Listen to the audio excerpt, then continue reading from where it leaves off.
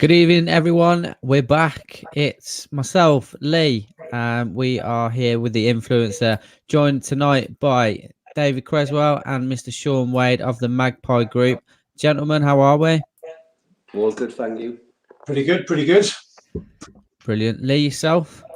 Yeah, not bad. Long day at work, but looking forward to this for the last couple of days. So looking forward to this. Absolutely.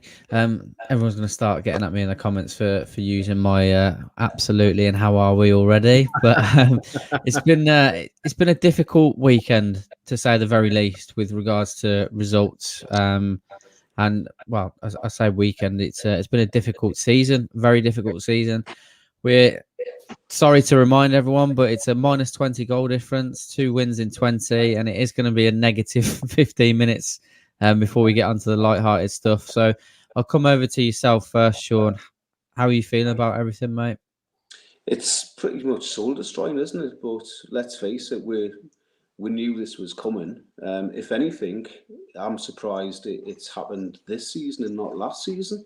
So because from when Bruce was installed in the job, I honestly thought this was what we're looking at then. And it wasn't through Steve Bruce's great tactics and everything else that we finished 13th last season. It was down to the fact that everyone else around were played so poorly. I mean, like last season for me it was a strange season with how results went, and more so in the bottom half of the table. So I don't think that Steve Bruce can have any sort of accolade or medals as to how things went last season, and then this season it's gone pretty much how I expected things to go. You know, I mean, surely even Mike Ashley must have looked at sort of Steve Bruce's stats and his sort of previous work. Do you know what I mean? Prior to giving him the job, and they must have knew what they were getting for the money. At the end of the day, it's like, you know, they knew what they were getting with Rafa. You know, his backtrack and everything else spoke for itself. You know, his resume was there, but likewise, so Steve Bruce's resume is there. You know, and it's a catastrophic failure across the board. Definitely. So, just coming out over to yourself very quickly, David, with a point that Sean touched upon there, elaborating on it. What do you think the thinking behind was? Not giving Rafa Benitez the money that has been given to Steve Bruce? The actual money itself is a particular mystery, but I think prior to that, it was quite apparent that there was obviously a breakdown in communication between, well, there always seems to be a breakdown in communication between the manager and the owner, but a sort of different mindset, if you like. Rafa it clearly got the fans on side and was wanting to head in a particular direction. And I think primarily it was just the fact that the owner didn't want to take the club in that direction.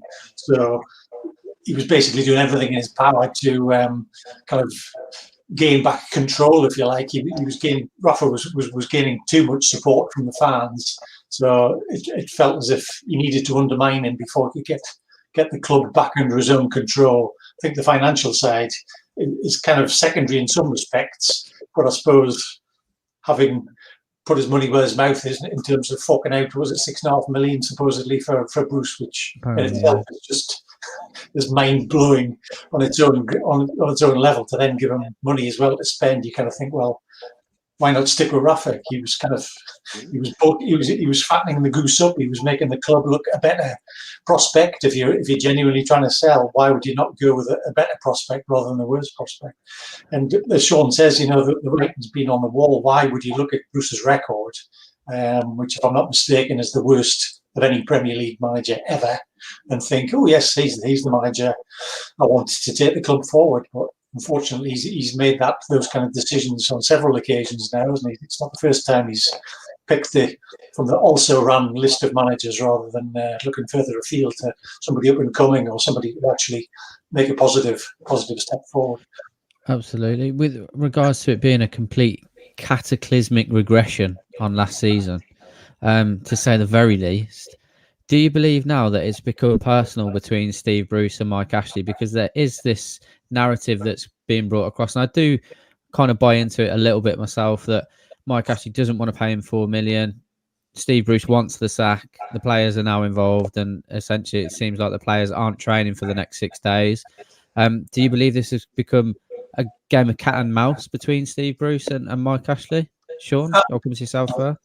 To tell the truth, the whole scenario is just as bizarre as sort of Mike Ashley's business practice with the club. I don't know if Mike Ashley has everything he wants from a manager within Steve Bruce, because he is a yes man. He's going to just like sort of sit there like a little nodding dog, and he's going to take all of the brunt of the hatred sort of from the fans and everything, and it kind of deflects all of that away from Mike Ashley. And it's deflecting away from kind of, like sort of online campaigns of Trustpilot to try to put bad sort of experiences down on his tat shops and stuff. Maybe it's taken all of the attention away from Mike Ashley's business enterprises, and all of the fans and stuff we're now focusing all of our attention onto the manager and the catastrophic failures that come with Bruce's management, as it were, So maybe Mike Ashley's quite happy to take the brunt on that, because really speaking, Trustpilot saying that he's a good company, his share prices have sailed back up. He's doing quite well in this lockdown on his online sales and everything. So, I don't think he's particularly bothered. He's still got all of the advertising that he has beamed around the world at this moment in time, so fair enough, he won't have as much if we're in the championship. But I think Ashley also thinks, it's easy to get out the championship. You sell off the players that you've got, you get good money for them because the classed as Premiership players. You make a bit of money there, and then basically you don't spend all of that money. You spend maybe it's a 10th or a 20th of that on some Championship players, and you install a new manager. And then you bounce back up again, and then that said new manager then gets sacked and someone else gets brought in. And, we've had this now. It's like, we've been facing relegation, like for what is it, something like about 10 years of Ashley's sort of 14-year tenure. It's just like, and really speaking, in that 14 years, we've been relegated twice under him and bounced back. So I think he just thinks it's part of what happens, Yeah, no, I agree with that, and I'll just come over to yourself, David, like elaborating on that again, because I feel personally that is his mindset, that he thinks that we're just going to bounce back again. Do you have any different opinion to that? Because obviously, £350 million potential sale with Piff that obviously didn't go through, going through arbitration, that sort of thing. Some people are talking about this being almost deliberate to try and get this pushed through under the Championship. Is that something that you're on board with? Do you think that could be the case, or do you think that's just us trying to paper over the pain, per se? It's probably a bit of that. It's really difficult to get inside the guy's head. I mean, you would kind of think the prospect of losing £100 million out of the deal would be too much for most people to kind of deal with. And even if he did have to fork an extra £4 million out of his pocket, that would be kind of worth it in the grand scheme of things. It's just impossible to guess what he thinks on any day-to-day thing. I mean, you've touched on spite there, and I think there's more than a little bit of spite creeps into it. What exactly it is he's spiteful towards, other than the fact that we kind of identified his flaws and just kind of pointed at him and said, look, you're not a very good owner here. Why would that be perceived as such a negative thing or such a bad thing? Because it's plain for everybody to see. You don't have to be a rocket scientist to work that out. But no, I mean, it's just bewildering whether he kind of has some kind of agreement behind the scene with Piff or anybody else that if they do go down, there's some kind of secondary deal. Part of me wonders whether in the background there's some, because he seems very determined to sell only to the Saudis. He's not really talked about, no other potential buyer seems to be creeping in, which has often been the kind of storyline in the past. I wonder whether there's such a good deal for him being wafted about that he's happy to drop the price by 100 million or 50 million, whatever potentially it is, and he's just sort of trying to stick the knife in a bit further and just leave us in the division below. I'm surprised the Saudis would sort of tolerate that or kind of accept it on those bases, given that they will then have to sort of scrape themselves out of the Championship. But I just can't believe, I mean, you must realise that Rafa got him out of a massive, massive hole last time. And I can't believe he's looking at Bruce thinking, he's going to do it, or I'm going to be able to find another top quality manager who's prepared to come to us and dig us out of the same trouble again this time round. So it's difficult to know, but I mean, given that you never see him, and he seems to spend, or his plane seems to spend most time sort of flying to and from Dubai and other exotic places, just wonder whether he's forgotten about us altogether and he's kind of leaving the sort of brain child that is Lee Charnley in charge. I think that's possibly a dangerous place to leave the club sort of responsibility to place on his shoulders, but you just don't know at the end of the day.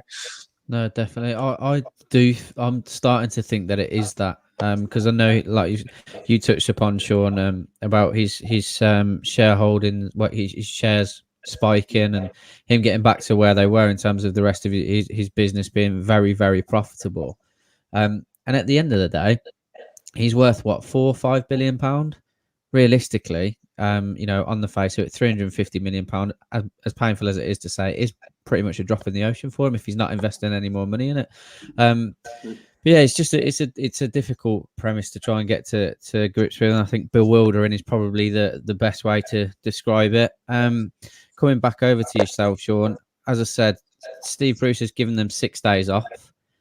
Usually I wouldn't say anything with international break coming up, but when you're in a relegation battle like we are, where's the logic, mate? Well, it's not just this international break, though, is it? I mean, like, no, you're right. I think, there's been days off here, days off there, and everything else. It's. I think am I right in saying that they haven't apparently trained on Monday since the start of the season? I've heard. It's definitely wasn't in training Monday because I seen Matty Longstaff, didn't I, on the coast. Well, they're definitely not in training Monday. Let's face it. I mean, the players have to be there for 10 o'clock in the morning. They're generally sort of by 12 o'clock, they're in having some food. Then they should be in the classroom, and then they're generally away home by 1 o'clock in any case. So we're not talking like that, they're doing any double shifts or anything. Do you know what I mean? Yeah. So to only be putting in sort of like a half week in any case, and then like you say, in the midst of we are in a relegation battle, there's no two ways about that. But then to just say, oh yeah, everyone have like 6 days off. Fair enough if they were plain sailing. Do you know what I mean? And I don't know, say if we're in like 11th, 12th position, something like that. Do you know what I mean? Even 10th, and then say to the team, look, you've had a cracking season so far. Like for what they are, go and get yourselves a holiday or something. Do you know what I mean? Have 6 days off. Then albeit that will be fine. But really speaking, like, he needs to be kicking their backsides. Did Rafa give them days off? Rafa had them in on a Sunday, didn't he? If they had a bad result on a Saturday, they were in on the Sunday. They were in on the Monday as well. Do you know what I mean? And like his tactics as well, was all like sort of, it was kind of classroom based, where he would have every player knowing who they were going up against in the following week, how they move, how they turn, what to look out for, the drop of the shoulder. Do you know, everything with the players was so well drilled, and Rafa didn't have this expenditure of a team. Do you know what I mean? I think is Bruce had the best part of 100 and something million spent. I mean, if you can exclude the Joe Linton deal, I suppose, but even so, like £60 million is a lot for us to spend, isn't it? Do you know what I mean? Yeah. But it's like, but then players are all regressing. Yeah, 100%. It's like, I mean, like Callum Wilson, he's not getting no service. You can see his head's going down. Do you know what I mean? It's like, was it Wilcock were brought in from Arsenal? He looks sprightly. He looks absolutely knackered. I know Miggy's just come back off like an injury, but he looks like he's been brought back too soon, and he was absolutely knackered. Why on earth they give him such the run out that they did? I mean, really speaking, they would have been better off maybe bring them on for like sort of 40-minute run out or something. Do you know what I mean? But it's just he's going to be knackered again in a few weeks' time. It's just crazy. But then, it's just like you say, he's not doing things right. And at the end of the day, the players' fitness can't be up to that level when they're having so many days off. Do you know what I mean? And things and stuff like that. It's like, at the end of the day, what's Bruce's idea? Have a pat on the back, like go to the kebab shop and order a double doner. Do you know what I mean? Like, don't turn in tomorrow, just go and get yourself a double doner. It's right. Like the amount of lads that I speak to that aren't Newcastle fans, Liverpool fans, any Villa fans, because of being from, like, they look at us and they say, that about how unfit we look as a side, and this is exactly why. This is exactly why it's all coming to light now. And before we get onto the positive questions, I'll just give some more negativity. I'll come to both of you. I'll come to both of you. Yeah, I know. I'll come to yourself first, David. Do you think we're going to get relegated?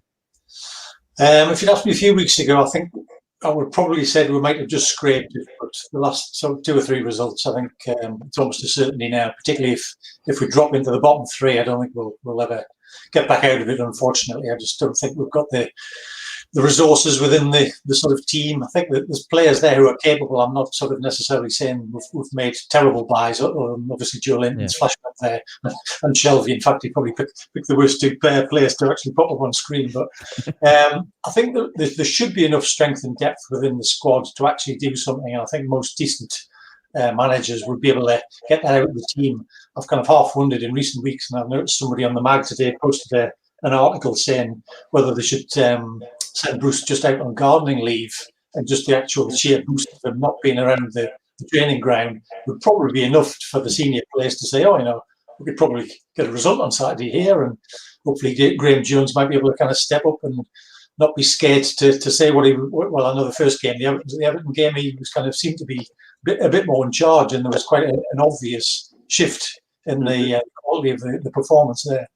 The other thing, just going back to the trainings days there, I was actually stunned when they're saying 3 days out of 9 of the next 9 that they continue to train. Yeah, stupid. Somebody made the observation that Bruce goes back to his Cheshire home every weekend, so whether it kind of fits in quite nicely for him to have like a go home on a Friday, come back on a Tuesday or something like that, and have a nice long weekend. And the other thing that I spotted, somebody mentioned, is apparently he's a big cricket fan, which I'd never realised. So they were saying he's probably gone to watch the cricket over the weekend.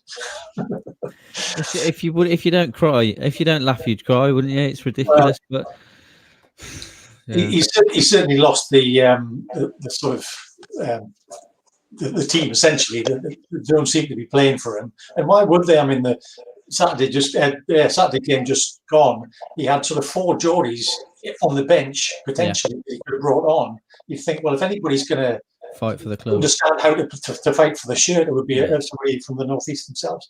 And it was only Jacob Murphy that got on for 20 minutes or whatever at the end, and he apparently did. I didn't watch the game. I can't bring myself to watch them, to be honest. For the most, I'm kind of on tenterhooks watching the goals going in and things like that. But you see one goal go in, you can't. Well, what's our chances of getting 1 back? But then it gets to 2, and you think, right, you may as well forget that as a scoreline. It's just a question of keeping the goal difference down, which sadly he didn't even manage to do that.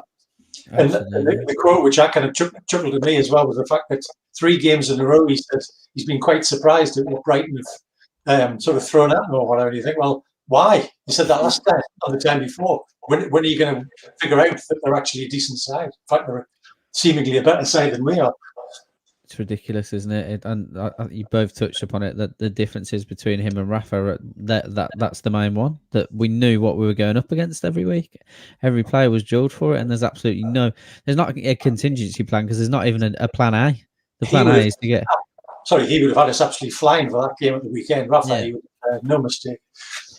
Definitely. It just seems like Bruce sets them up, and it's like sort of like you 5 are there, then it's you 4, and then we'll have like a lone or a split striker between like a winger and someone, and it's like, but that's it, and that's all that they seem to do. So they don't actually like move. They're not running for, like sort of to play 1-2s, and there's no link up play. They're all just like sort of standing around like sort of zombies. Do you know what I mean? And it's just like sort of, but as long as they keep that like sort of positional formation, then Bruce seems to be happy. Do you know what I mean? And but they're not trying to tackle, they're not trying to intervene, they're not, there's no man-to-man marking. We just give other teams all of the time in the world to do whatever they want, and they just stand there, like table football. That's what Bruce's tactics remind us of. It's like table football, but only like sort of, you can only move 1 ball at a time. Do you know what I mean? And they'll only move like a little bit left and right. There's none of them will do anything other, and it's just like, so the other teams just got the run of the pitch, and they've got, like I say, it's just it's demoralising to watch. It's just like, game, Sean. That's it. I'll go second. That's what Bruce uses. Do you know what I mean? He goes, right, this is them and this is us. So just keep that 5 and that 4. It's got to be that. So, I mean, I don't think Bruce has figured out that they do actually all slide and spin. Do you know what I mean? It's just like, so because he hasn't got any of them doing that, it's crazy. You know, and it's annoying because, like, you can see it, like, in front of you what's going on. And then Steve Bruce wants to kick on and he wants to say, like, oh, I've been in managerial for 20 years and he's done, like, X amount. You know, and you just think, Jesus, but you haven't learned anything. No. You know, like, you can't take it from him as a player. He was a good player. Do you know what I mean? But he was in a very good sort of Manchester team as well. And at the end of the day, Alex Ferguson wouldn't have took no crap from him, really speaking. So whether or not that's how he ended up with his nose, I do not know. But really speaking, but I was speaking, there's a kid, like, sort of a Manchester lad who I know, and he is sort of Manchester, like, through and through, you know. And he was barking on, like, sort of, like, what was it, about 18 months ago after Bruce had signed for it. And he's saying, oh, Bruce is great and blah, blah. And I said, oh, is he? I said, he's that good, is he? And I said, fair enough, as a player. I said, but as a manager, he's no good whatsoever. Oh, you'll be all right. And I said, right, okay then. I said, would you have him then? If he's that good, would you have him? And he went straight away, nah, no chance. I went, so don't try to palm him off on us, do you know what I mean, and tell her that he's good. So, and it seems like every pundit and every sort of critic wants to do exactly the same. Do you know what I mean? So none of them would want him, but they're all happy for us to have him. Definitely not. I suspect the 3 days thing probably comes from the fact he's only got 3 days worth of sort of information to share with the fact 3 days is probably too much, to be honest. You probably get it over in 3 minutes. The amount of sort of, was there not some story when he first arrived that he was sort of pre-season, he just had them doing fitness. Yeah. And they were meant to be sort of like mega athletes by the time, but they were sort of supposedly prone to injuries and things like that. That seems to have gone. Maybe he did that, David, with a view to knowing that he was going to be giving them 6 days off a week in the future. Recovery time, that's it. Yeah. Right, let's move on to some positivity. We'll go through some quick fire questions. Lee, do you want to take these away, or am I going to start with these? Or no, I'll start quick. One word answer, please, David and Sean. Lucas messaging, do you think we'll win the championship next season? No. Is that because we're in the championship or in the Premier League?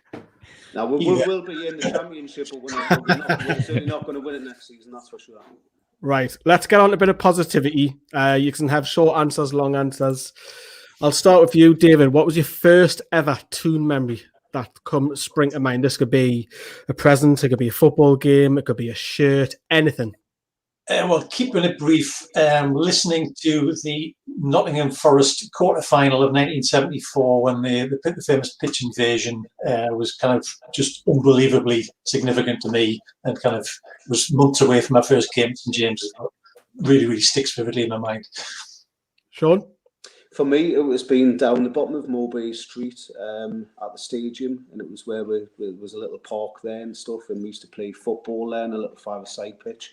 And listening to the match on a Saturday, and just hearing the noise coming back, like bellowing across the sky from St James's, you know. So, you know, all the ohs and ahs and yay, and just that whole thing, you know. And that was us. I mean, we're too little to go to the match by ourselves and stuff, you know. And so, yeah, in our little clique, that's what we used to do. We used to sit there, you know, and listen to the matches live until we're allowed to go into town, you know, and stuff like that. So, yeah. I think that's my favourite answer so far, to be fair. Yeah, it's a really good answer. Which leaves me nicely on to the second one. I'll come back to you, David. Your first ever Toon game that you attended? So, as I say, after the 74 Cup final, which I was too young to sort of go to, I kind of managed to persuade my parents to, I've got an August birthday. None of the family have ever been sort of big on sports. I was a bit of a black sheep in that respect, but as there was a birthday treat, I was allowed to go to the first game of that next season, the 74-75 season. So it was against Coventry City. And my dad, who just hated football, hated all sports, he was very musical, but hated all sports, came with me and sat on the ground in the Gallagher end whilst I sat on the old concrete barriers, as you probably remember. Mm-hmm. And I think we won 3-2 that day, but set me on the road to greater things. Sean? Mine, the first match I was at was a reserve game at St James's Park, and to tell the truth, I've got an older brother who's 5 years older. He was a youth season ticket holder, and I think it was like I can't remember now if it was just like getting on a holiday break or something like that. And I think he was forced into taking us. I was only about sort of 6 years old. Yeah, so I must have been like offered to like a Mars bar or something if he would take us to the match. So I was with him and his mate, a kid called Marmite, believe it or not. So basically, I was the tag along. I remember having like my snorkel art coat on, and it was a pretty warm day. I can't remember who were playing, but I was told to just sit down on the steps and not go nowhere. And basically, yeah, my sort of biggest memory of it was sat behind the dugout. And like Terry Mack and things was in on the dugout, and basically, I had a pack of chewing gums, and I asked the players if they wanted me chewing gums, and they all took me chewing gums, and they all took one, and then had this empty packet. I was like 6 years old, I was like, they cost us like 25 pence or something. You know what I mean? So, yeah, and I can't, to be perfectly honest, I can't remember who the hell were playing. So fair enough. Just to go back, I just realised my very first programme was in a drawer right next to me. Though I just thought, brilliant! Wow. Yeah. Love that, love it. That's worth something. What's your favourite ever Newcastle game, David? Ever, crikey.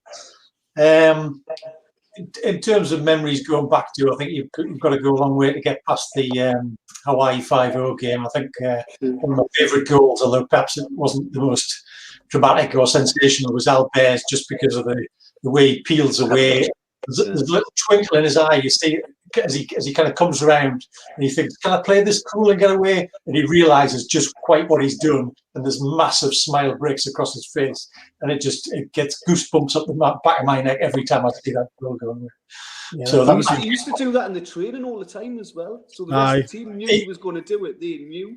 Because it was like with the way that Schmeichel was positioned, they just knew, and they thought, right, that's it. Philip's going to do this. Yeah, done it all the time. We've seen a few keepers. So. It's funny because the next game, Laetitia did it exactly the same, as they put 6 past them at the Dell. They went on a really bad streak after that loss, didn't they? As well, that was another great thing. What's yours? Barcelona. So. That would be number 2, I think. That for me, September 17th, and I remember it so well because basically the night before, it was the 16th, which was my birthday. It was my 21st, and Oasis were playing. So we went to see Oasis, had a hell of a night on that one, and then the following night was Barcelona. I didn't have a ticket for the match, but we watched it live, sort of in the pubs. And we're out, we're just rocking. Like I say, it was my 21st birthday, but that was just one hell of a week. And for me, Faustino Spila's goals were just, it was Gillespie running down the wing as well. It was everything. It was just, and the noise that was coming out of St James's Park as well was just phenomenal. I mean, you could practically feel the ground shaking. It was just, there was a buzz. We knew we were going to have them. We knew it. It was just like, there was something in the air. It was just one of them special evenings. Aspria's performance was something pretty spectacular. He was kind of head and shoulders above everybody that night. I don't think the rest of the team came particularly close. I think Gillespie had a really good game as well. Yeah. Well, Keith Gillespie didn't even get a mention, does he, in that game? Barely. He was unbelievable down the wing. He was just phenomenal. I mean, when you think we got him in a part-off deal, didn't we, when Keegan sold Andy Cole? So, and it was like, so we sold Andy Cole for something like 7.5 million, but we also got Keith Gillespie in the deal from Man U. Yeah. So, absolutely phenomenal player. And then when we sold Andy Cole, we thought it was the end of the world. And then basically went to Man U, and he didn't do nothing. It took him ages, didn't it, before he started finding the back of the net. But he got there eventually. He did. He started banging them in. Yeah. Who's your favourite Newcastle player of all time?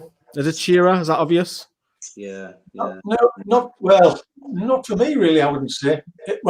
NUFC person, I would arguably say Keegan just because of his managerial and playing side. But I think as a player, I'd be tempted to say Peter Beasley, to be honest. Certainly, in terms of most gifted, I think he's had absolutely everything. First Messi, wasn't he? Yeah. He's obviously spoiled his copybook a little bit more in recent years, but we'll gloss over that one. Remember his playing days fondly. And yours is probably Shearer, Sean. It is, yeah. I mean, obviously, big fan of Peter Beardsley. Like, first time round, we shouldn't have sold him in. It was ridiculous selling him to pay for improvements to his stand and stuff. I like Gassar as well. Like, you know, he was just a comic. I can't remember why. I was something he was banned or something, wasn't he, from eating Mars bars or something? All our fans used to chuck Mars bars at him. Like, what was all that about? Yeah, there was a Mars bar thing, definitely.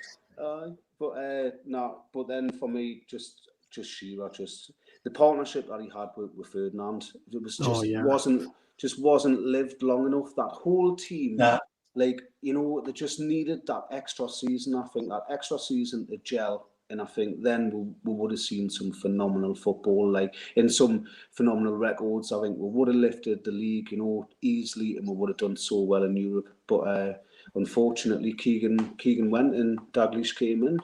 Do you think losing the league at the second place kind of sort of knocked Keegan a little bit to the fact that his confidence was perhaps wouldn't have been quite the same if he'd had to go back and battle again, because it was the following season he kind of left halfway through? Or but we just beat Spurs, didn't we? We just beat Spurs 7-1, and then basically I can't remember what it was the next day or the day after when Keegan resigned or something, or was it Keegan? Yeah, early January. Yeah, it was before the Charlton game. Oh, crazy. Favorite non-Newcastle player for whatever reason? I used to really like Peter Shilton, but just because that sort of thing with like England and stuff in Euro 90, Italia 90, I should say, World Cup 90, wasn't it? So yeah, Peter Shilton, I liked him as a keeper. Don't know why, but just did. Yeah. I'm going to struggle with this one, if I'm honest. I quite like Lineker. I thought he was always a good servant for England. I'm kind of one of these fans that outside of Newcastle United football doesn't really exist, if I'm honest. I'm kind of cut me in half and I'll chuck Ian Wright in there as well. I really like Ian Wright as a player. Didn't like him much as a player. He's kind of warmed on me as a sort of pundit and human being outside of football. He was a bit naughty as a player. I just loved Ian Wright's story, though. You know, like one minute he was working on a building site, you know, and the next he's sort of having trials and stuff, and he's saying, "Oh, I'm gonna be England's number 9, sort of this time next year, sort of thing." You know, like me, you want to give a scaffolder. Do you know what I mean? What you're talking about? And then sure enough, he was. Do you know what I mean? So confidence, isn't it? I think his trials for Palace, wasn't it? So, but so just a good soul at the end of the day. But yeah, Shilton and I'll go Ian Wright. More happier times, David's best moment ever supporting Newcastle? Well, if I kind of stick around the sort of games that we've talked about already, and perhaps the one game that we didn't touch on was the Arsenal 4-4, just in terms of weirdly euphoric moments, but that was probably kind of memorable for different reasons. I think probably supporting-wise, the 2 away games in Europe, I went to Milan with a mate of mine. That was just an unbelievable evening out. And possibly even more so, I went bizarrely on my own, although it was with a kind of organised tour to Bilbao. I think that was just a sensational trip as well. It was a weird game, and I was kind of 7 sheets before the game started. So the game itself absolutely flew by, but it was just such a perfect day out. And the ticket allocation was really weird, so you weren't actually with any Newcastle fans. They were just like giving random tickets out to whatever fans. I don't know how many were there, probably 5,000 or whatever. But they were all scattered around the 4 corners of the ground. So I was just in this row of kind of Bilbao fans, and they were like passing sandwiches and like this picnic along the So I was just kind of in amongst it, but it was just a fabulous. Everything positive that football should be about, which sadly our club is no longer anything about. What about you, Sean? I don't know, to tell the truth. I think, it's not many. Yeah, but like really sort of beating Man U 5-0 was just phenomenal. That, I mean, it's just ingrained in with that game. When Bobby Robson came back, and then we won 8-0 we won. Shearer. So yeah, that was because really that was going to be when Hullet was there. It looked like very much that it was either going to be Hullet gone or Shearer gone, and it was looking very much like someone would have came in for Shearer and he would have been gone, and then that was the goal machine sort of gone, and Bobby Robson came in just when he signed. I was just delighted when he signed for it. It shows how quickly you can turn the side around if you want to, and you've got sort of momentum to do that. Got to flip it now, though. What's the worst moment? Bobby Robson getting sacked for me. Mine's close to that. Mine was Bobby Robson dying, so mine wasn't far off that one. That was I was going to say exactly that, actually. I was going swimming at the time, and I nearly genuinely burst into tears when I kind of heard it. I was kind of that sort of gutted by it. But the other thing that probably, I'm a bit older than you guys, going back to I think it was 88, 89, and we lost to Sunderland in the playoffs. That was pretty. I've got to be honest, particularly when I worked with a Sunderland fan who took great delight in taking the pitch the next morning. Oh, bad times. Right, used to can pick your own five-a-side Newcastle team. Discuss. Right. Any era. Any era, any Newcastle player. Right, cool. Do you want to go first, David? I'll pick Shea Given in goal. Good choice. Oh, I wouldn't do that. I'll go for my keeper. I'll go with I'll go with Dubravka, to be fair. Wow. I know this time just coming after this injury, not looking as good. But yeah, I'll go with Dubravka in goal. I'll pick probably Philippe Albert as a sort of defensive. You say that lightly, defensive. Well, yeah, he'd be roaming forward. But that's sort of why I've picked him, because he was very good with the ball at his feet. He was able to dribble, so he'd be useful in every respect. I was strong. I would agree. He was a good defender. For five-a-side though, I'm going to be punching. I'm going to go Rob Lee. I thought you were going to say Batty there. No, I don't need no defenders for five-a-side. To tell the truth, I just need people who can play the ball. Well, in which case, I'm probably going to have to go as a midfield one of Beardsley then. I'm. Do you know what, Olivier Bernard? I just Interesting. I just thought he was just a strong sort of player, and like it didn't matter what happened. They used to try to kick 10 tons of crap out of him, and he still got up and just played like even Rob did that. Yeah, it was just like as if nothing, you know. So and yeah, just strong as anything. Yeah, and he was just a workhorse. So I'll stick him in there. I think he's got one each. Okay, I've got a sort of a bevy of French players to sort of choose between. I think if it wasn't five-a-side, I'd be probably leaning towards Ginola, because I think he was probably the pick of the bunch. But on a five-a-side pitch, I think I'd be tempted to go with Ben Arthur. I'm going with Shearer. Good choice. Yeah. So, very good choice. Next one. Who are you picking? David Kelly or Gavin Peacock? David. Although he's not my namesake, I'm going to go Gavin Peacock. I thought he was slightly silkier of the two. Gavin Peacock was quite an amazing strike, I thought, to be fair. I'm going to go Peacock as well on that one. Now a bizarre one. Alex Mathie or Paul Kitson? I think I'm probably going to go for Mathie, because I didn't really expect much from him, but he probably exceeded my expectations, whereas Kitson perhaps went the other way around. Mm-hmm. Would you agree, Sean? Kitson didn't get many games as well, or did he? So... No, Ferdinand and Shearer ahead of him, wasn't it? But it's like, yeah, it's a lesser of two evils, so if you pair them. Do you want to throw a toss? I'll just go with Kitson, let's see. Paul Kitson. Next one. Rank in order of worst. Carver, Kinnear, McLaren and Bruce. Worst first, you mean? Oh, yes. Bruce, Carver, McLaren, Kinnear. For me, I'll go practically how it is on the screen, but I'll go Bruce was worst, then I'll go McLaren, then Kinnear, and then Carver.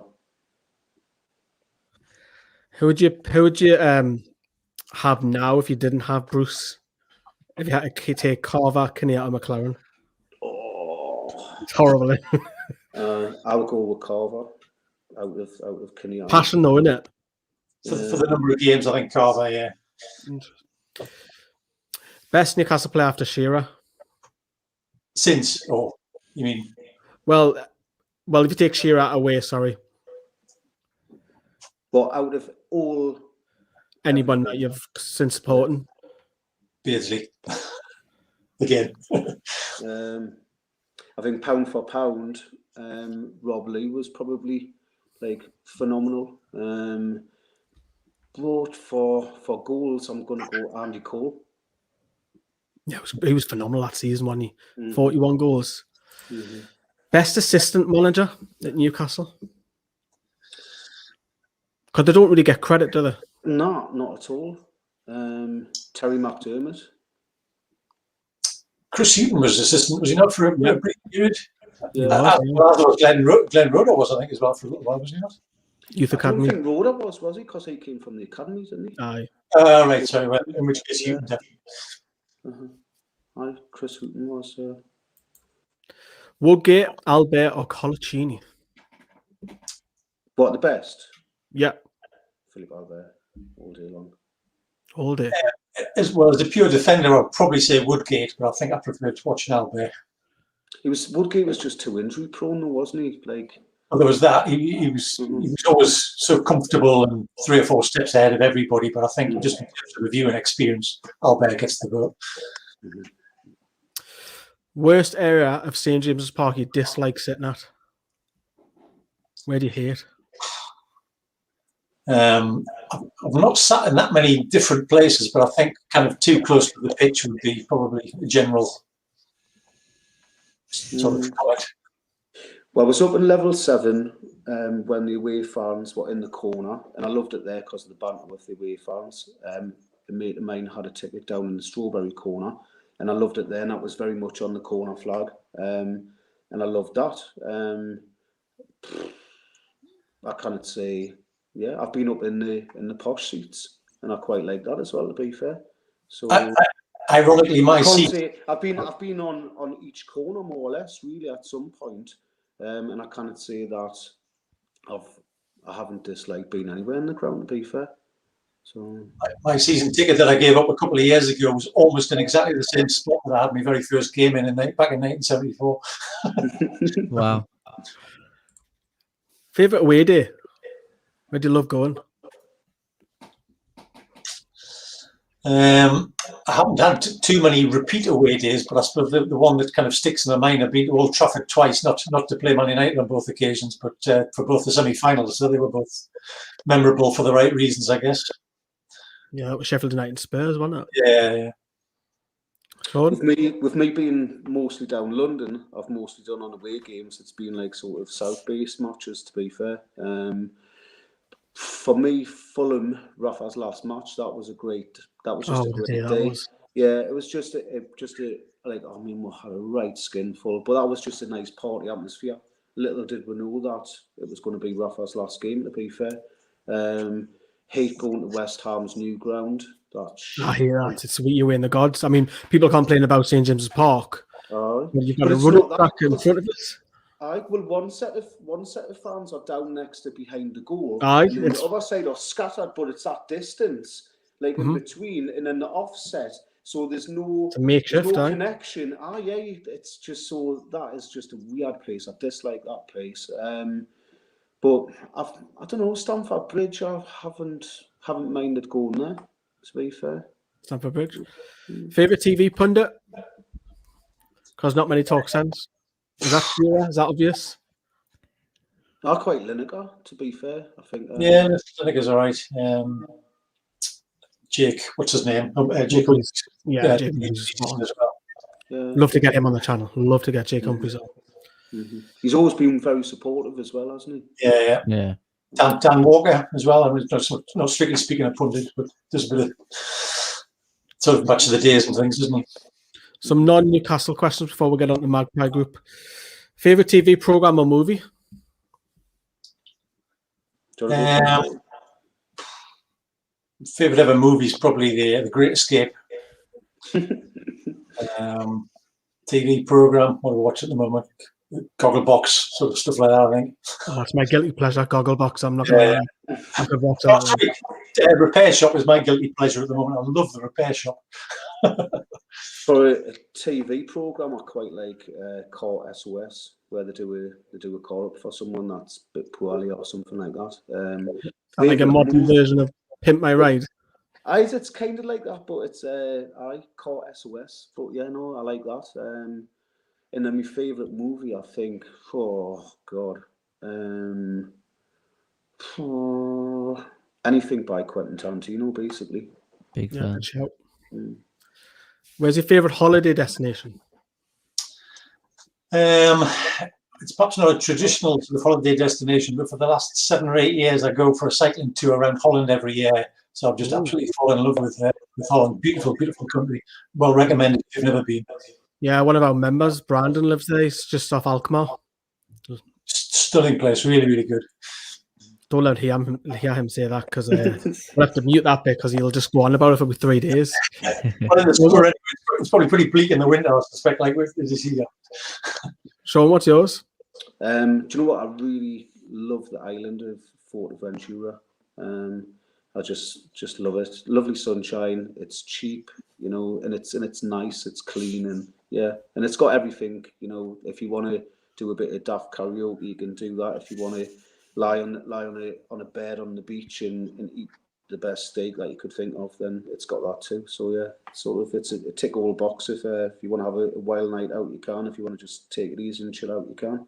So it's kind of a cheaper beefer, but yeah, I do like the beefer, but it's just too expensive. It's ridiculous. Favorite singer or band if you haven't got a singer? And this is the last one. Traditionally, I'm a bit of a rocker, but now that I work from home, I can listen to a lot of Spotify. And a couple of years ago, I got into a band called Lawrence, which you may or may not have heard of, which are completely different, very soulful brother and sister band from sort of New York.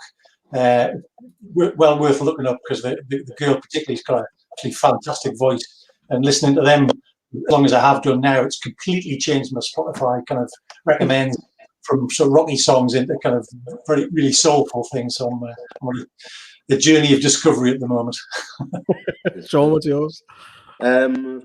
Probably just because they're absolutely immaculate live as well, Ocean Colour Scene. So yeah, and I'm a big fan of indie bands. I love Oasis and things, and Paul Weller and blah blah blah. List goes on, but yeah, but Ocean Colour Scene has to be.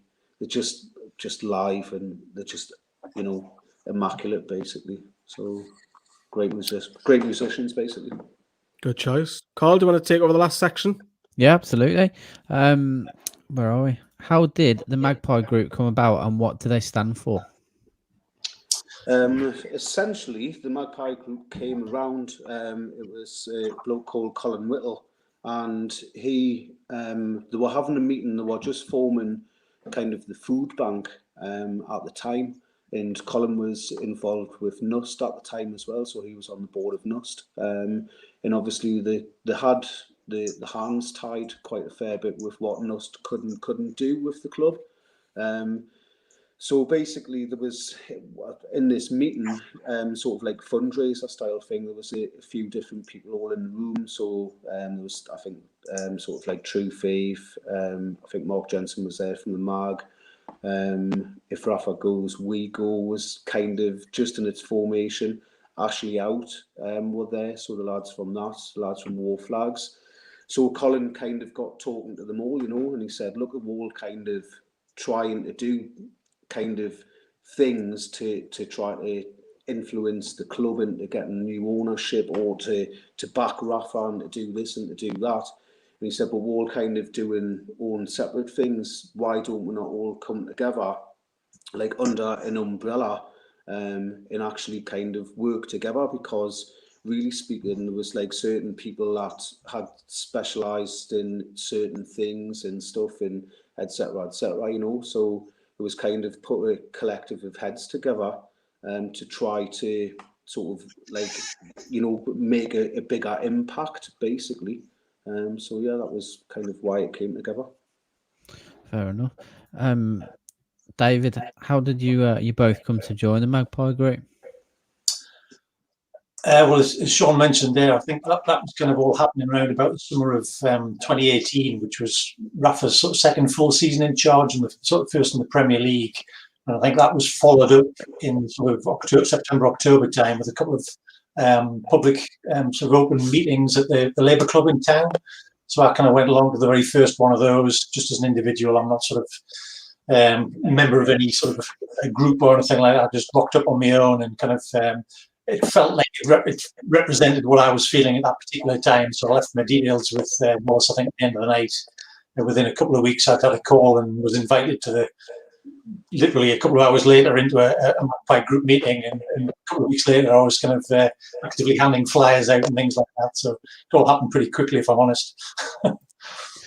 There's similar thing with myself, but only I was down in London, and I just felt that I could do something, but I felt so helpless at the same time, and I just thought like sort of Mike Ashley was kind of doing what he was doing to the club, but then he was just kind of walking away, and he wasn't accountable for stuff that he was doing, you know. So obviously his headquarters, as it were, is just off Oxford Street. So when he has his AGM meetings, we thought we could get along there. When he was taken to Parliament, we thought, well, we'll get down to Parliament and we'll protest him there, you know, just so that we could sort of say, we are sort of Geordies, you know, we're Newcastle fans, we're everywhere, you know, we're not just like Newcastle based, we are everywhere. And we're not happy, you know. And fundamentally, it was from the back Rafa. So, you know, obviously, like, I mean, he only lives like sort of 10 miles away from us. So we thought, right, well, we can hand deliver letters to him and stuff and things like that, you know. And we had a couple of times where we went up and we sort of done a bit of protesting outside of his house, just with banners and done leaflet drops and stuff, you know. And it was just, I felt that I had to do something. So I harangued the Magpie Group, like via DM and via email all the time, like, look, what can we do? And it was me and a few mates, and I just thought, look, we've been sort of getting his face, and there's plenty, like, because obviously working and living down here, you know, you meet Geordies all the time. Like, my next door neighbour's a Geordie, do you know what I mean? It's just like, so we're everywhere. Yeah, we're everywhere, and we're pissed off. Do you know what I mean? So You and Karl singing there as well, did you not, one time? We went to his local pub, the Orange Tree. Funny enough, it was where he actually signed Joe Kinnear. And basically, we went there and we made a load of carol songs up, basically. And we'd done a carol singing thing. There was like London Magpie, there was TMG, and there was Ashley Out.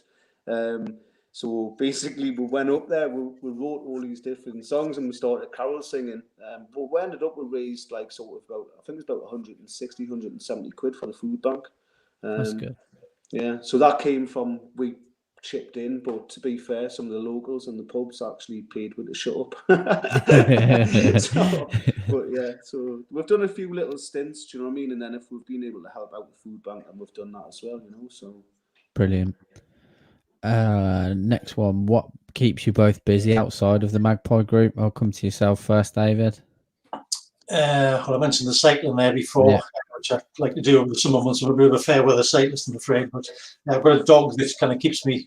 I work from home normally. I've got a sort of an IT business on this lockdown thing. All you guys are kind of Johnny come lately in terms of jumping in. I've been doing this for 20 years. The dog gets me out and about, and normally tells me she's ready for a walk middle of the afternoon, which is a blessing in disguise, to be honest, because you can often be sitting there struggling with something, and you go out for a half an hour, 40-minute walk, or and come back, and the problems melt away when you come back. Under normal circumstances, I quite like to swim as well, so I'm quite a keen swimmer. Yourself, Sean? Yeah, for me, it's just work. So I work in construction, so pretty busy, and it's pretty full on, pretty demanding with that. And then basically, then when I get home, anything I'm told to do off the missus. So. You never come, are you? That can be wash the car, that can be unblock the drains, that can be hoover. You sound like Karl. Oh man, happy wife, happy life, isn't it? Less hassle, the better, mate. At the end of the day. Yeah. Oh dear. Do the Magpie Group have any relationship with the club? Not really. We've tried. Bet we've got the same answer. We have a relationship, but but unfortunately, it's one-sided. Yeah. Sounds like ours. Yeah. I had sort of. Well, I was involved with NUFC, and I was on the board of NUFC and stuff, you know, and it was pretty much the same thing. It was to try, you know, when Alex relaunched the trust a few years back, And it was the same thing, you know. We tried in vain to communicate with the club. We were promised many meetings with Lee Charnley, wanted to meet all of the board and etc. And at one point, even Mike Ashley. So he wanted work going to, it was the end of season, and wanted to meet with all and stuff and things like that. Obviously, none of which happened. Do you know what I mean? It's just, they promise you sort of things. But as far as the Magpie Group's concerned, we've sent them letters, we've hand-delivered letters to them. They've got my phone number. Mike Ashley's got my phone number. He's got my address. He's got my email. Keith Bishop's got it. We've been to his place as well. So we've tried opening up dialogue with him, do you know what I mean, so that we can try to make some improvements for the fans. But unfortunately, they've just got no appetite and no interest in any kind of communication or wanting the best for the club and the fans. Really, it seems it's utterly disappointing. Absolutely. Do you think that'll the only way that's going to change is under a new regime? I take it. Yeah, hopefully. I mean, that's the hope. But the question is if we are relegated, is Ashley going to take the club back off the market like he did the last time? You know, is he going to come out with all these promises that he won't be selling the club until we win something? You know, at the end of the day. But you know, it's just that same old cycle, isn't it? Yeah. So I wonder if this has been his game plan, because from when he sort of sacked Rafa, brought Bruce in, that's when I thought this was like a major alarm bells going off, you know. And it was kind of because the buyers wanted Rafa. So why would you get rid of quite possibly one of the biggest assets in the club?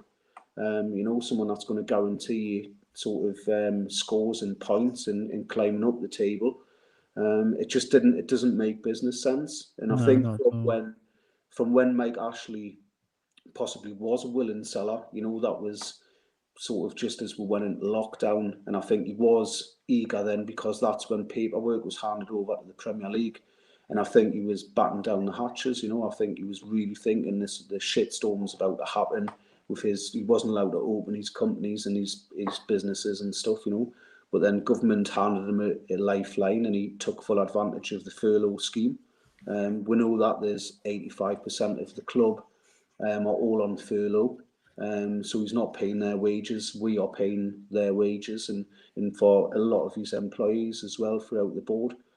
So he's not having to pay out everything that he thought he was. And his online business is done phenomenal in lockdown with sporting goods and stuff. So really speaking, I think when that's all happened and his shares have gone up and he's in a different financial climate to what he thought he was going to be in, you know. Yeah. I think he was actually looking to sell, and he was serious a year ago when the paperwork went across to the Premier League. The only thing I don't trust about that side is when I spoke to the Premier League, they basically said that the Premier League does not deal with the buyers at all. Even when the buyers have established that they have the funds to buy the club, the Premier League will only deal with the club. The club in turn deals with the buyers. So basically, the Premier League will say, all right, we need X, Y, and Z. They're telling that to Lee Charnley, yeah? Who I just think is completely incompetent in any case. Absolutely. I mean, he might not be, as far as I know. He makes a crappy cup of tea. But I think he definitely is, sure. I think he definitely. Yeah, but he then has to translate this information onto the buyers, yeah? And then the buyers then give that information back to the club. Then the club are then to give that information to the Premier League, etc., etc. So really speaking, for me, that in itself is a stupid process. I understand the Premier League aren't going to answer everybody that says that they want to buy a football club, because then they'll be dealing with Lord Lucan and everything else, wouldn't they? Do you know what I mean? Like sort of going, yeah, I'll buy Liverpool. You know, I've got £2 in my pocket. You know, stuff like that. They would be forever inundated. So it's like fair enough. But once it's a company or a set of people or whatever have established that, you know, they have the funds in place to take things forward, to buy the club, then why aren't the Premier League not dealing direct with them there in the owners and directors test? Surely that should be a test between the new prospective owners of the club and the Premier League, you know. The old owners shouldn't have anything more to do with it. Definitely. I've never heard that. And it's interesting you say that, because that makes a hell of a lot of sense. So because I'm pretty sure why it's dragged on so long as well. That's why it's dragged on. I'm pretty sure Stavely and a few of them come out and said that they weren't aware of a certain process. So if Lee Charnley was left to relay that to them, then no bloody wonder. Yeah. David's that upset about the relationship with the club. He's left us. He's left. He was like, oh, yeah, no, they've never wrote back to us. Well, moving on to the next one. I think, do you mean by this, Lee, in terms of people saying the protest and then don't protest? So does protesting hurt you, Sean? So because you physically have to go and protest, you shouldn't have to go and protest at the same time, if that makes sense? Do you know what it is?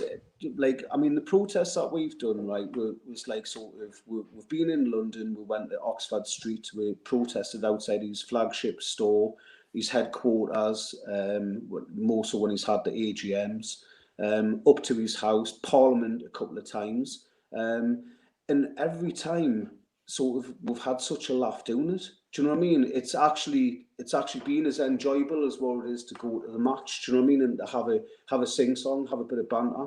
And I've met some absolutely cracking people. You know, like I really have. Like I've met people that I'll stay friends with for the rest of my life. I know for a fact I will. You know, and it's just like at the end of the day, you come away from it and you think, right, well, at least we've done something. You know, even if you've just getting like a splash in the local rag or something, you know, even then you go, right, like we've done something, you know. I mean, this was just after Rafa had been sacked, you know what I mean? Same day, wasn't it? Yeah. I remember it well because I was on lunch hour, walked along and the people started gathering outside next to Bobby's statue. That was a horrendous day, that.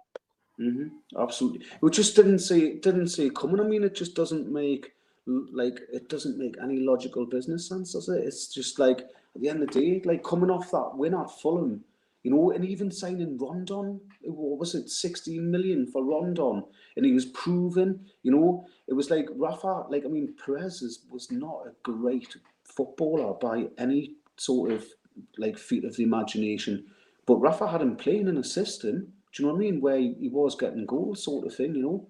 I mean, he hasn't done a great deal for Leicester, but I mean, I know he's got a bit more competition there. But I mean, for me, when I used to watch Perez playing, a lot of it, he had his hands on his hips and he'd just be walking around the pitch, sort of thing. Do you know what I mean? And then he would spurt into a bit of action. But I found him to be a very, very lazy player. But even at that, though, like Rafa seemed to be bringing in a system. And when you think like Perez was only 1.5 million. Do you know what I mean? And then Ashley sold him for what, 30 or 33? 30 million. Yeah, we're really close. Aye, and then at the end of the day, and then what about Joe Linton for 40 million? You know? It's like, let's not get onto that topic. We could have signed Rondon for 16 million. He could have give Rafa didn't want anything else. All Rafa wanted was some improvements to the training facilities, and he wanted his backroom staff to be on the same bonus scheme as what the players were. That's all he wanted. You know, at the end of the day, if you look at what Ashley, his outlays on Bruce have what been like 6.5 million quid that he's ended up paying from, plus the 3.5 million that he's got in his sackable clause. There's 10 million quid. Do you know what I mean? On Steve Bruce, that's also getting you relegated. That's also knacking the players. You know, that's got them on a holiday camp. You know, and it's just like the list goes on, but yet. So really speaking, like Ashley could have kept Rafa, he could have signed Rondon for 16 million. He could have brought in a couple of maybe players that Rafa wanted. Do you know what I mean? Just to strengthen the squad, and then he could have paid out say 20 million quid on some improvements for the training facilities. There's no outdoor heated pitches. We must be the only club in the Premiership that doesn't have outdoor heated like pitches, and that actually causes injuries on the players. Because it's in the winter, it's hard ground that they're playing on, you know. That's why a lot of the under-23 games. I'll try and get myself up at Whitley Park, and it's. I mean, you've got a field, like a couple of pitches after one another, and it's like this, man. It's proper. You're freezing using your bowls off. It's a horrible place to go and watch under-23s in the winter. It's at the end of the day, I mean, the training facilities, even the indoor pitch, that was only supposed to be a temporary measure. It's a tent at the end of the day. Do you know what I mean? It's not a permanent structure. it is actually classed as a tent. That's how they got the planning to do it, but it was set as a temporary sort of fixture when they first moved there from Durham. And then basically we've still got it, like what, 20-something years later, we've still got that same indoor pitch. It's that again isn't properly heated. They have to put fans in there and stuff and things like that. We haven't got no sort of aqua side, do you know what I mean? There's, like, really speaking, for, like, I know everyone like racks on about them having to jump in, swim, like a little paddling pool and things and that, you know, and the bins. And wheelie bins for dunk baths, do you know what I mean? It's like, but for a player's rehabilitation, these like aqua pools and hydro pools and stuff like that are massively important. You know, outdoor pitches being heated is massively important to prevent hamstrings and knees and, do you know what I mean, and groins and ankle injuries, etc. You know, it's taking it out on them. So, but there's no infrastructure in place. You know, and then you start looking at the academy, and that's a joke again. You know, it's just like it's crazy. And who do you know that's got a really a successful brand? Newcastle United, you could say, is a successful brand. It's got like 50,000 fans every other week. Do you know what I mean? Turning up. It really speaking, if that club's doing well, then everyone is dressed from head to toe, including the kids and the grandkids in black and white. Do you know what I mean? And everyone, do you know, will go out and spend a fortune. Do you know what I mean? So really speaking, there's plenty things on the merchandise and all that side where you could be making an absolute killing if we were a successful team. Yeah. But unfortunately, it doesn't see that side. No. It's just bonkers. Absolutely. It's ridiculous. On to the next one. Praise. Praise and criticism. How does the group deal with both things, both sides of the coin? To tell the truth, we're not here to get any kind of praise or accolades or anything like that. You know, at the end of the day, we're not, you know, me personally, and I know from others in the group, you know, we're not here to go like, oh, we want a pat on the back and this, that, and the other, and everything else. We're not that interested in it. All we want to do is bring some awareness as to the fact that how poorly the club's being run, you know, and because the outlets of the main media and stuff and all this sort of thing all seem to have this belief that like we were deluded fans and etc. You know? So we wanted to try to remove that stigma of that we were deluded fans and actually getting like to the press. Oh, that's yeah. David's audio. No problem. So yeah, it was kind of just to make some sort of changes, you know, to what was being said in the media and things. So we did go down to Fleet Street. That was another place where we've done a little bit of protesting and stuff and things like that, you know. And we've spoke to journals left, right, and centre, you know, like sort of more so like Parliament and the AGMs and stuff, you know. And we've just spoke like sort of quite honestly and candid about what's going on and why we're unhappy, you know. It's not that we want to be in the Champions League. I mean, yeah, to be in the Champions League would be great, you know what I mean? If we had a strong enough squad and everything else, that would be fantastic. I'm not going to take it away. But at the end of the day, we just want to have a team that's actually trying, it's actually moving forward. But at the minute, we're either stuck like with concrete boots on, or we're going backwards, you know. And it's stuff like Ashley selling off like sort of Strawberry Place. I mean, that in my mind, that's taken the club back decades. Do you know what I mean? Because how long is it going to take before we can actually kind of start expanding that part of St James's Park now? Mm-hmm. You know, will it ever happen? Will they have to knock down the club and build like the stadium and build it across the pitch across towards Barrack Lane and then rebuild the whole stadium around that, you know, to be able to actually, you know, like creep into Lee's sort of park a bit or something, you know? Like at the end of the day, it's looking at a massive rebuild. Or a new stadium altogether, which either way, if you look at like what Tottenham's paid, you know, there's like over $1.5 billion, do you know what I mean, that they paid on their stadium. You know, like to build a whole new stadium is not a cheap process at the end of the day. So it's just worrying, you know, at the end of the day, we could have extended the Gallagher end and we could have became maybe like sort of, I don't know, like say a 65, 70,000 seater. Do you know what I mean? Straight away, which is a decent sized stadium to have. Do you know what I mean? Yeah. It's not, you know, that would see you through at least to the next sort of maybe 15, 20 year on like sort of a 70,000 seater. If the team's performing, that is, you know. So, but there you go. It's another thing where Ashley's kind of had something that's been sat there, you know, for decades, you know. Like that was bought in, what was it, like 99 or something when they bought that land. And that was bought with season ticket money. Do you know what I mean? At the end of the day, to expand the stadium. And then Ashley's just flushed it out the club for nothing and then sold it on for 10 million quid. He's put 10 million quid in his pocket. That we'll never see. Do you know what I mean? It's like, yeah. And this is what he does. And he does this all the time. And he does it in dribs and drabs. And fans have short memories, you know. They forget that, like, sort of, Mike Ashley sold Andy Carroll for 35 million to Liverpool. And that money never got reinvested back into the Shevsky Kuchi. Yeah. It was like, you know, at the end of the day, there was no cushy about it, wasn't it? It's like, so it's just like, it's, you know, this is what he does though. He just drains things out. And then, like, you know, he brought Andy Carroll back on a pay-as-you-play contract. You know, it's just like, but it's all these things, you know, and the TV money, where it's funny how, like, sort of when it comes on every January and every summer, then Mike Ashley goes out on a spending spree and he buys like Evan cycles or something, you know, for like £1 million and blah blah blah. Do you know what I mean? It's just like, but yeah, you don't see these funds coming out of his actual empire itself. At the end of the day, he doesn't have any money, does he? It's all just wallpaper. Absolutely. So he tells us. That's it. Yeah. It's coming from somewhere, though, isn't it? So definitely. I'll come to yourself, David, for the final question. What is the Magpie Group's short, medium, and long-term aim and goals? Ashley out, and Ashley out. No, we'll have Bruce out first. Well, yeah, that as well.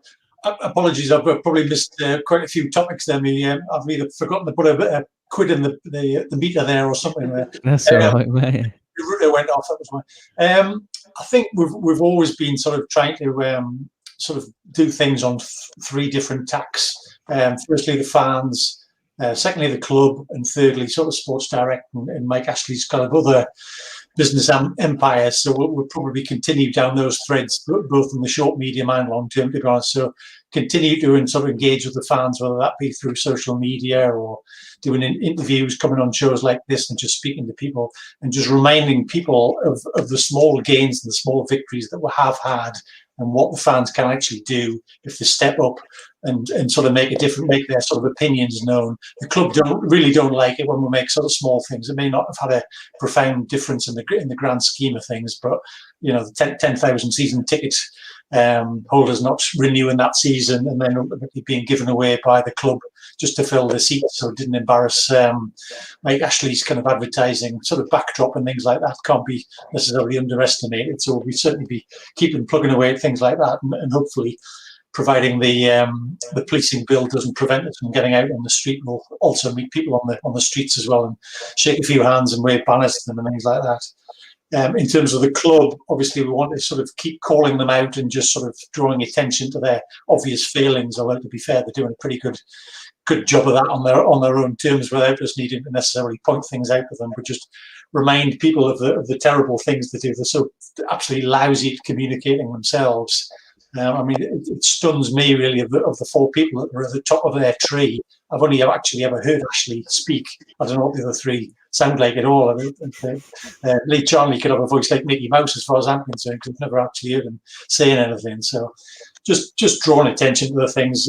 People like sort of Chris Holt, you're probably aware, have a fabulous site where his stats are kind of put out there, and just sort of reminding people of some of the dirty tricks, which I'm sure Sean's probably been talking about there in my absence as well, that he's been doing, just wringing the club dry and sort of draining our resources in the background, whilst at the same time not in any way adding value to the club that he now thinks is worth twice the price that he bought it for 14 years ago.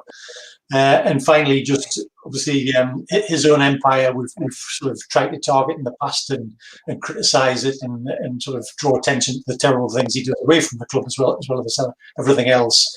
We're in a slightly, I suppose, difficult circumstance at the moment that he could arguably become our hero if the arbitration and the money's thrown at Nick DeMarco and the kind of the QCs that he's paid comes good that I suppose we don't want to be poking him so severely that he turns around to us and said, well, just because of that, so dear, I'm going to stop the arbitration and it's all back to where we were again. So we've got to tread carefully, but I think we'll certainly be looking at ways of drawing attention to his terrible ownership, both of the club and of his own sort of empire. Just before you go, I didn't want to come without a present, so I've actually put together a little stat, which I'm a bit of a statter in the background, a mathematician at heart. I don't think I've ever seen anybody sort of come up with this stat myself, but it became dropped into my mind the fact that obviously Ashley's been in charge now at the end of the season for 14 years. So I was kind of thinking, well, if you think back prior to him, there's probably only about 14 years of Premier League history prior to that as well. There's actually 15, but only 14 of them we were actually in the Premier League because we obviously missed the very first one. So I just thought I'd compare it before the first 14 with the last 14, just to draw some comparisons. Would you like to take a guess at three stats, the average of the positions, the points, and the goal differences for the most recent 14 versus the prior 14? So we'll go for Ashley 14. What's the average position? Before Ashley, I would say, because we had a couple of mid-table finishes, didn't we, under Robson when we was changing the clubs. Seventh. I'll go seventh. Karl? I'd go a little bit. I think maybe ninth, average position in a ninth for the first 14. And under Ashley, what would you say it is? 16th. 15th, 14th, 15th, yeah. Okay, pretty close on both accounts. Prior it was 8th, and under Ashley it's 13th. Points wise, that equates to what in the first 14? Average points. What an average? 56. Pretty close. Any thoughts on 56? 60. Bang on the nose. Absolutely spot on the 60. And the last 14, it's been 43. Wow. So that shows you how close we are to the knuckle. And goal difference is perhaps the most telling of all. The prior 14 was plus 10, was now minus 15 as the average. That's a horrible one, that one. It's a horrible stat. And the other thing that stands really out is those averages that we just talked about under Ashley. They were our worst ever in the 14 preceding years match the average in the current 14. It's coming up, is it not in May coming up? Then Ashley's owned the club 15 years then. 14. 14, aye. 14 years this coming. It's mad to think because before Ashley came, we were bigger than Spurs and Man City. Yeah. And look at them now. Look at Manchester City. What could have been. But there's always those with the Magpie Group. I always remember, and Sean, you might have been there as well. It was Chelsea away. It was an evening game. Yeah, and you had the banner up as you walk in. On the street, and as the away fans go in, and I got a leaflet, got into the game, seen the game, what have you. We got beat, and I went onto a Chelsea channel, and I had the flyer of sports sort of thing, wasn't it? It had all the points on it underneath, and I just went on Chelsea. It was 100% Chelsea, Louis' channel. And I just went on a rant and started reading out all these stats about my Ashley, one after another about neglect and all of that. And I think that'll keep doing that because I think that works. That worked for me because I just ranted. And I had something in my pocket and I got it out. Yeah, it was just fresh in my mind. I just went for it. I had a few of the banners that was all around the Ashley Circus. And then basically with that, they allowed we in with the flyer, so we're handing them out as well. Everyone that would take them basically, but they wouldn't let me in with any of the banners, and it was just like, for what reason? Do you know what I mean? At the end of the day, but well, the Palace away, the banner was lifted because I was literally just behind it when Mike Ashley was sitting at the end of the opposite of the pitch for Palace away. Only because some grounds they allow them in, and then some they don't. So. Like Arsenal were fine. I mean, the banners that we've got, they're printed off professionally and they're burn proof and everything, so they're not like a danger to anyone or anything like that. Do you know what I mean? It's like they're all professional banners. But Fulham was another one, like the lot left banners there, and it's fair enough if we had something offensive. Do you know what I mean? Then I could understand them wanting to take that down, but it's not. Do you know what I mean? It's like, so it's just trying to get a message out. Do you know what I mean? Whether it's been sports neglect or. Do you know what I mean? Like back Rafa or or anything like that. Do you know what I mean? It's just, you know, we've just tried getting a message out so that it's been on maybe his match of the day or something like that as well, you know. One of the best ones really was a lad called Scott, and we designed the banner, and it was because Nike had said that they wouldn't, they pulled the deal from Sports Direct, so we don't sell the club mic. Just do it. With the Nike swish. But that went absolutely, that's been a sensation, that. But and the Saturday night takeaway one as well went down well. Saturday night takeaway was good. Oh, was that like a sign in the background or something? Background, yeah. I remember saying that, yeah. We'd had a meeting on the Thursday night, and I'd kind of seen the previous week, which I think had been the first of the series, and they'd been in Bermuda or somewhere crazy like that down south. I said, I bet they go to New York on one of these. You can guarantee it. So one of the lads said, I've got a banner. I live not far from there. I'll take it home and make sure I'm ready on Saturday night. Sure enough, that very Saturday, what happened? Sports neglect, this is not blown over. So, because that was what they said, wasn't it? Oh, Keith Bishop, this will blow over, Mike, in a few months' time. We thought, like, no, it's not. You know, so, and I think it's up to the fans, you know, at the end of the day, ultimately, it's like, you know, we aren't there to say, like, oh, you must do this and you must do that and everything else. I mean, collectively, you know, it was 10,000 fans that decided to walk away when Rafa was sacked, you know, and they just had enough. And more so, you know, in the Drobes when Bruce was signed. And I think if relegation happens, or when relegation happens, I'm sure there'll be more fans that would have just had enough by then as well, you know. So it's not looking great. If you Mike Ashley, I would say, really speaking, not with the decisions that he's making. He's just putting fans under too much, you know, and everyone's got the breaking point at the end of the day. And all we can do as a group is say, right, well, look, at the end of the day, it's like you can make your feelings known, do you know what I mean? And hand out flyers and get them in the club, do you know what I mean? And hold them aloft and everything else. You know, at the end of the day, and really speaking, we're here. If someone's got some better ideas, then drop a message, do you know what I mean? Send an email. It's on the Twitter page, it's on Facebook. Drop an email, do you know what I mean? Let me know. And if, you know, at the end of the day, we're open to anyone else's suggestions. That's how I got involved. Do you know what I mean? At the end of the day, I said, like, oh, I'm down in London, and I think we can get in his face. There's a few opportunities. So, and that's what we're doing, you know? It's like, and he's helped us out on Twitter as well, obviously, with the carry on that we've had with our Twitter. That was crazy, wasn't it? Yeah, we lost our Twitter account because of a Callum Wilson gif. I mean, that's and we still haven't got it back. We're still fighting for it. So you're genuine. So thank you for obviously helping. I know Sam's really upset about that. So thank you for that. But the last question of the night, and there's a super chat. And David, I'll give it you this one. Can you not get Rafa, who replaces Bruce? Is that gone now, Rafa Benitez? Sorry, say that again. Do you think we're going to still get him back, you mean? Sean's asking, super chat. Right. Can you not get Rafa back, who can replace Bruce? Oh, I'll get him on my phone. I think I'm sure. No, I've got him into when Jesmond Dean wants to have a nice snap with him and me together. I think it's still possible. I think that he's come out today, hasn't he? He's made some sort of positive comment. I think he's looking at it, and he's obviously clearly got connections into sort of Amanda Staveley's side in particular. So I'm hoping it just drag on so long that he kind of gets bored and thinks, well, I better take another job here and kind of goes elsewhere. But I think deep down, I think he'd love to come back under the club under a more progressive, wealthy owner that could actually make a difference, because he gets it. He's like Keegan, you know. We don't need somebody from the area to understand what we're about, and he absolutely got us 100%. And I think he'd be welcomed back with open arms, if I'm honest. Yeah, definitely. The thing is, this actually works, doesn't he, for the Athletic now as well? So he's working alongside George Clover and Chris. Oh, well, yeah, okay, we go. Just slide into their DMs and say, "Oh, send that message on to Rafa."